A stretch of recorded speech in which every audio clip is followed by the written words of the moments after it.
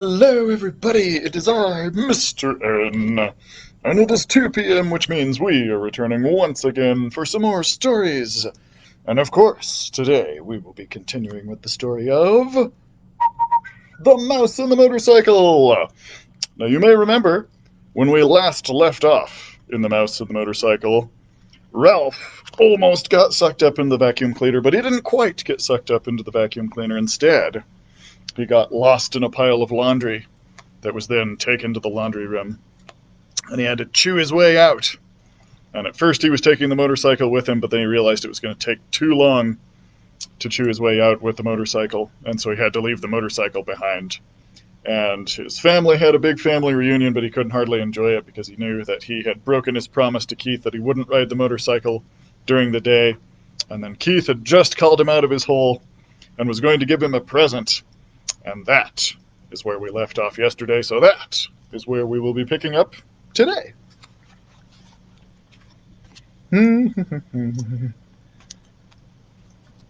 Keith reached into his pocket and pulled out something curved and hard and white, with a rubber band fastened to it with a piece of Scotch tape. "I brought you a present," he said. "Come on out." Puzzled and curious, Ralph squeezed through the knothole. "What is it?" he asked. Whatever the object was, he had never seen anything like it. "Half a ping-pong ball I found down in the game room," said Keith. "See, I padded the inside with thistledown and anchored the rubber band to it with the Scotch tape."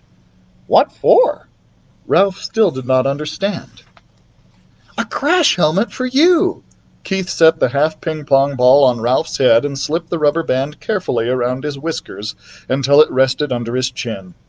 "There, that's just right. You need it big so there will be plenty of room for your ears. When you ride a motorcycle, you need a crash helmet." Ralph peered at Keith from under his new crash helmet, which rested lightly on his head.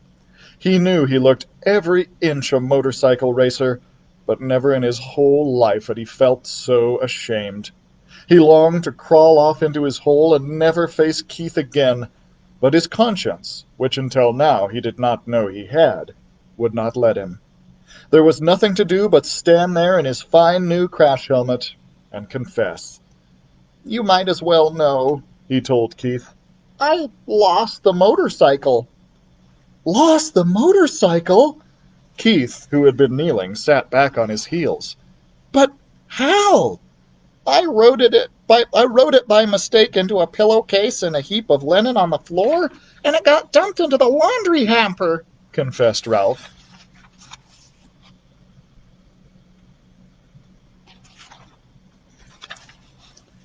"You wrote it into the pillowcase?" repeated Keith.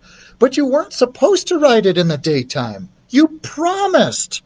"I know," agreed Ralph miserably. "I didn't exactly mean to write it. Well, you see, the maid was vacuuming under the bed, and I—" began Ralph, and stopped. "Oh, what's the use? I wrote it, and I lost it, and it's probably gone to the laundry by now, and I'm sorry." The boy and the mouse were silent.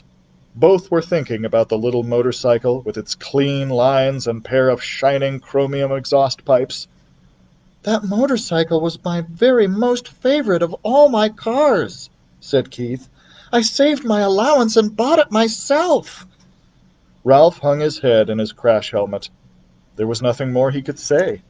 It was a terrible thing he had done. "I guess I should have known you weren't old enough to be trusted with a motorcycle," said Keith. The boy could not have said anything that would hurt Ralph more. Chapter 9. Ralph Takes Command. It was a sad night for Ralph, a sad and lonely night. If he went back to the mouse hole, his mother was sure to worry him with embarrassing questions about the motorcycle. She would also expect him to help clean up after the family reunion. If he took off his crash helmet, he could squeeze under the door and explore the hall on foot, but he could not bear to part with the helmet, and anyway, he had no desire to travel by foot, where he had once ridden with such noise and speed. Ralph scurried through the shadows on the floor to the curtain, which he climbed to the window sill. There he sat, huddled and alone, staring out into the night, listening to the kissing sounds of the bats as they jerked and zigzagged from the eaves of the hotel, through the pines and back again. Around the window the leaves of a Virginia creeper vine shifted in the breeze, and down in the lobby a clock struck midnight. An owl slid silently through the night, across the clearing of the parking lot from one pine to another. Ralph could remember a time when he had envied bats and owls and their ability to fly, but that was before he had experienced the speed and power of a motorcycle. Early in the morning, the smell of bacon drifting up from the kitchen brought back all Ralph's dreams of the ground floor. It was not long until he was embarrassed to discover that Keith was awake and was lying quietly in bed watching him. "Hi," said Keith. "Oh, hello." Ralph wished he had returned to the mouse hole before dawn. "Well, I guess it's about time for me to go home to bed." Keith sat up. "Don't go yet. Wait until my folks get up." Ralph leapt to the floor. "I didn't think you would want to talk to me after I lost your motorcycle." "I may never have another chance to talk to a mouse." Ralph was flattered. It had never occurred to him that a boy would consider talking to a mouse anything special. "What would you like for breakfast?" asked Keith. "You mean we still get room service? After what I did?" "Sure." Keith pulled up his knees under his chin and wrapped his arms around his legs. "You mean you aren't mad at me anymore?" asked Ralph. "I guess you might say I'm mad, but not real mad," Keith decided. "I've been lying here thinking. It wouldn't be right for me to be real mad, because I get into messes myself. My mom and dad tell me I don't stop to use my head." Ralph nodded. "I guess that's my trouble, too. I don't stop to use my head." "They say I'm in too much of a hurry," said Keith. "They say I don't want to take the time to learn to do things properly." Ralph nodded again. He understood. If he had waited until he had learned to ride the motorcycle, he would never have ridden off the bedside table into the wastebasket. "I'll never forget the first time I rode a bicycle with handbrakes," reminisced Keith. "I took right off down a hill. I had always ridden bicycles with foot brakes, and when I got going too fast, I tried to put on foot brakes, only there weren't any." "What happened?" Ralph was fascinated. "By the time I remembered to use the handbrakes, I hit a tree and took an awful spill." Somehow, this story made Ralph feel better. He was not the only one who got into trouble. "The hard part is," continued Keith, "I am in a hurry. I don't want to do kid things. I want to do big things, real things. I want to grow up." "You look pretty grown up to me," said Ralph. "Maybe to a mouse," conceded Keith, "but I want to look grown up to grown-ups." "So do I," said Ralph with feeling. "I want to grow up and go down to the ground floor." "Everybody tells me to be patient," said Keith, "but I don't want to be patient." "Me neither," agreed Ralph. Someone stirred next door in room 216. "Well, I guess I better be running along," said Ralph. "Say, about that breakfast." "Sure. What do you want?" "How about some bacon?" suggested Ralph, remembering the fragrance that had floated up to the windowsill. "And some toast?" "Oh, with jelly!" agreed Ralph, and ran off to the mouse hole, eager to tell his family that things were not so bad after all. They were still entitled to room service. But when Ralph reached the mouse hole, he found pandemonium. His brothers and sisters and cousins were huddled together, squeaking with fright. His mother picked up a bunch of shredded Kleenex and put it down again, only to pick up another bunch, as if she did not know what to do with it. Uncle Lester and Aunt Dorothy were there, too, stuffing crumbs into their mouths as if they were expected never to eat again. "Dear me," Ralph's mother was saying, "whatever shall we—" "Oh, Ralph, there you are at last! Where on earth have you been? Oh, never mind, we haven't time." "Time for what?" asked Ralph. "What's going on here, anyway?" "The housekeeper—" Oh, wrong voice. "The housekeeper? Your Uncle Lester? The sheets? Oh, do be quiet, everybody!" Ralph's mother was so agitated she could not tell her son what was wrong.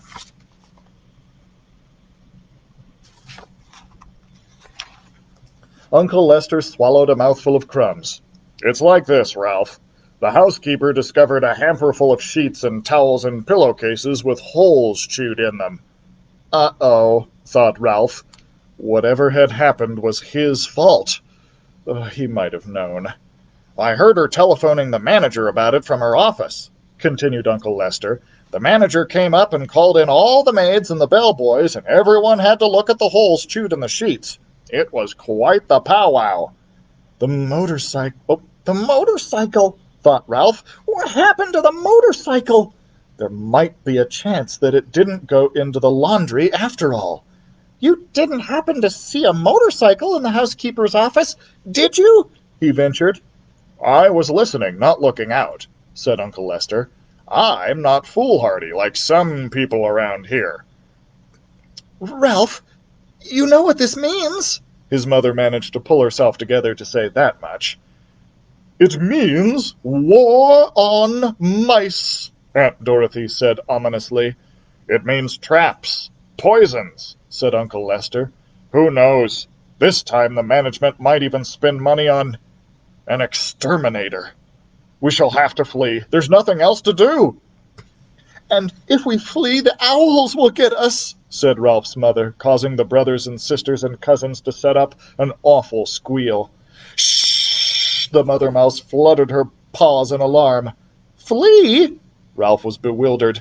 "Flee and leave room service?" "Room service?" exclaimed his mother. "How can we expect room service after you lost that poor boy's motorcycle?" "It's all right," Ralph assured his mother, and could not resist adding rather grandly, "I've already ordered. Room service is bringing us bacon and toast with jelly." This news silenced everyone. A breakfast of bacon and toast with jelly, delivered to the mouse nest without first being dropped on the carpet, was not to be abandoned lightly. "We want some jelly! We want some jelly!" all the little cousins began to squeak. "Be quiet," ordered Uncle Lester. "Do you want them to find us?" Ralph knew that no matter what the others chose to do, he was not going to flee from the hotel, not until he found out what had happened to the motorcycle. He was very sure of this, and all at once he felt calm and clear-headed as he had never felt before. He knew exactly what his family should do. "Be quiet, everybody," Ralph ordered, standing up straight so all of his relatives could see him. "I'll tell you what we're going to do." "Now see here, Ralph," interrupted Lester. "You're pretty young to be giving orders to your elders." "Now, Lester," said Aunt Dorothy, "let's listen to Ralph. After all, he has our food brought up by room service. No one else in the history of the family has managed that." This silenced Uncle Lester, and Ralph was allowed to continue. "What we should do is keep quiet for a few days."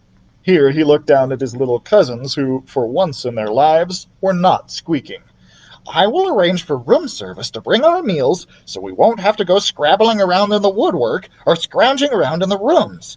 That way, we won't be tempted to taste any poisoned food or go near any traps. And if the management doesn't see or hear any of us for a few days, they'll forget about us. They always do." "Now, just a minute," said Uncle Lester. "Us boy's not going to be here for long. You know how it is with people, here today, gone tomorrow." Ralph had the answer. "This is only Sunday. He'll be here until Tuesday, because Monday is the 4th of July, and his father says that he won't drive in holiday weekend traffic. He always brings us plenty, and if we don't stuff ourselves, we can save enough to last until management forgets about us." Uncle Lester nodded thoughtfully. "Well, that seems like a sound idea." "Yes, but, Ralph, there is one thing that worries me," said his mother. "How are we going to tip room service?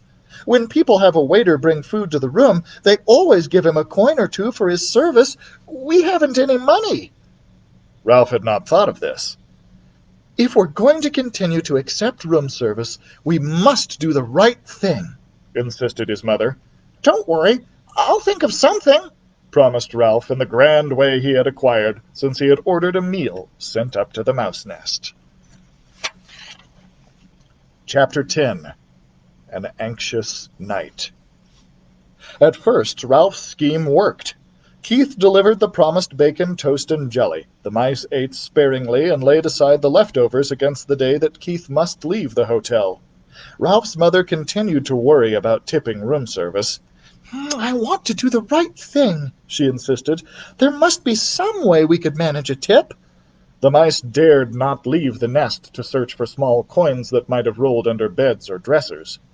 It was late in the afternoon when Ralph heard Keith and his parents returning to their rooms. Very quietly, so that his toenails did not make scrabbling sounds on the woodwork, he slipped to the knothole and peeped out in time to see Keith flop down on the bed. Do I have to go down to the dining room for dinner? Keith asked his mother and father. I'm not hungry. Uh-oh, thought Ralph. There goes dinner. I told you not to eat that whole bag of peanuts so close to dinner time, said his father. I didn't eat all of it, said Keith. That's good, thought Ralph. At least there would be peanuts for dinner. You'll feel better after you get washed up for dinner, said Mrs. Gridley. Hurry along now. When his parents had gone into room 216, Ralph noticed that Keith seemed to drag himself off the bed. He walked to the wash basin, turned on the cold water, moistened his fingers, and wiped them over his face. Then he turned off the water and gave the middle of his face a swipe with a towel, which he returned to the towel rack in such a way that it immediately fell to the floor. Keith did not pick it up, but there was nothing unusual about this. Boys rarely picked up towels.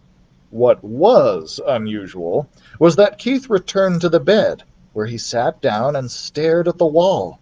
He did not play with his cars, nor did he eat the rest of his peanuts. He just sat there. Ralph stuck his head out of the knothole. Anything wrong? He asked. Oh, hi, answered Keith listlessly. I feel sort of awful.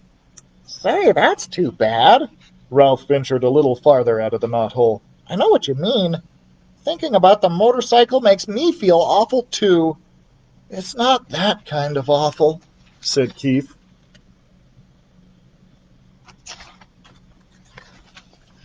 I feel awful in a different way. Sort of in my insides. Think you'll make it to dinner? Asked Ralph. Oh, I guess so. There was no enthusiasm in Keith's voice. Anything I can bring you? Whatever's handy, said Ralph, who hesitated to place an order when he could see Keith did not feel like going to dinner at all. We are sort of depending on you. The housekeeper found all those sheets I had to chew through to get out of the hamper. I understand she got pretty excited about mice. We're lying low until the whole thing blows over. A smile flickered across Keith's face. Don't worry. I won't let you down. I saved you some peanuts. I thought they might be handy for storing. Gee, thanks, said Ralph. Keith got slowly off the bed and poked the peanuts one by one through the knothole. When he had finished, Ralph popped out again and said, Thanks a lot! Keith smiled feebly and flopped down on the bed once more. Ralph went to work moving the peanuts away from the knothole to make room for whatever dinner Keith brought. He felt it would be fun to be surprised by the menu this time. It was something of a shock to find that dinner, which was stuffed through the knothole much earlier than Ralph expected, consisted of a couple of broken soda crackers. Ralph poked his head out to see if more was coming, but Keith was getting into his pajamas. Aren't you going to bed pretty early? Asked Ralph, realizing that he had not heard Keith's parents come in. I felt so awful, I couldn't eat, so they told me I'd better come up and go to bed. Keith tossed his shirt on the foot of the bed and pulled on his pajama top. When his head emerged, he said, I'm sorry about your dinner. It was the best I could do. All I had was a little soup. That's all right. Ralph was beginning to be concerned. If the boy could not eat, neither could the mice. Keith fell into bed, and Ralph ran off to report the news to his relatives. What a shame, said Ralph's mother. The poor boy. Oh, dear, whatever shall we do? Cried Aunt Dorothy. Our very lives depend on him. The little cousins huddled together, big-eyed and frightened. Yes, what about us? Asked Uncle Lester. How are we going to manage if he doesn't bring us our meals? It isn't safe for us to go out pilfering when the housekeeper has declared war on mice. I knew it was a mistake to depend on people, said Aunt Sissy. We'll manage somehow. We always have. Oh, wrong voice. We'll manage somehow. We always have. Ralph's mother was trying to be brave, but Ralph could see how worried she was. After all, he did bring us a supply of peanuts. We should be grateful for that. He didn't bring many peanuts. Uncle Lester did not sound the least bit grateful. The greedy fellow's probably ill from stuffing himself with nuts he should have saved for us. Serves him right. Now, Lester, fussed Ralph's mother, the boy had a right to eat his own peanuts, but I do wish he hadn't been quite so hungry. Ralph returned to the knothole. Keith was lying in bed with his sports car in one hand. How do you feel now? Asked Ralph. Awful, answered Keith. Before Ralph could reply, footsteps in the hall warned him that Keith's parents were coming. He drew back inside the knothole where he could observe without being seen. Mrs. Gridley paused by her son's bed and laid her hand on his forehead. He does feel a little warm, she remarked. He'll probably be all right in the morning, said Mr. Gridley. He just hiked too far in the sun this afternoon. I hope so. The boy's mother sounded less certain. Mr. Gridley filled a glass at the wash basin and brought it to Keith. Here, son, drink this. When Keith had drunk the water, he fell back on the pillow and closed his eyes. His parents went quietly into room 216. When it was good and dark, Ralph ventured through the knothole. He could hear Keith breathing deeply and knew that he was asleep. Since he had no one to talk to, he found his little crash helmet where he had hidden it behind the curtain, and, after he had adjusted the rubber band under his chin, he climbed up to the windowsill to look out into the world beyond the hotel and to dream about the lost motorcycle. From his perch on the windowsill, Ralph saw that the parking lot held more cars than usual. This meant that the motels on the highway were full of travelers and had followed the sign pointing to the Mountain View Inn. He could hear the holiday weekend activity in the halls, too. People walking up and down, luggage being set with a thump on the floor, keys rattling in locks. Gradually, as the night wore on, the hotel grew silent. More silent than usual, for now, even the second-floor mice were silent. There was no scurrying, no scrabbling, or squeaking inside the walls. And that is where we are going to leave off for today, guys. So I hope you enjoyed. Thanks so much for joining me.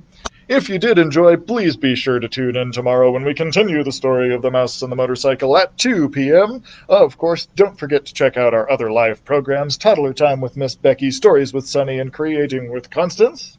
The libraries are open once again, but you can still get curbside service if you prefer. And don't forget you can still access digital content as well through sweetwaterlibraries.com. Thanks so much for listening, guys, and we'll see you tomorrow.